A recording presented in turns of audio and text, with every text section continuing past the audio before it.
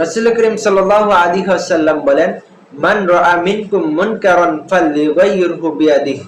তোমাদের কারোর সামনে যখন কোনো অন্যায় কাজ হতে দেখো, তখন হাত দ্বারা তার প্রতিরোধ করো। ফা ইন লাম ইয়াস্তাতি ফাবিলিসানি।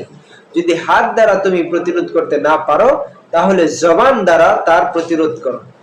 ওয়া ইন লাম ইয়াস্তাতি ফাবিকলবি। আর যদি তাও তুমি করতে না পারো, তাহলে অন্তর দ্বারা সেই কাজটাকে ঘৃণা করতে থাকো। ওয়াযালিকা আযআফুল ঈমান। আর এটা হচ্ছে ঈমানের সবচেয়ে দুর্বল একটা স্তর। এজন্য আজকে ইসরায়েল ফিলিস্তিনের উপরে যেই পরিমাণে বর্বরোচিত হামলা করতেছে, আমরা এই হামলার তো হাত দ্বারা আমরা প্রতিরোধ করতে পারতেছি না।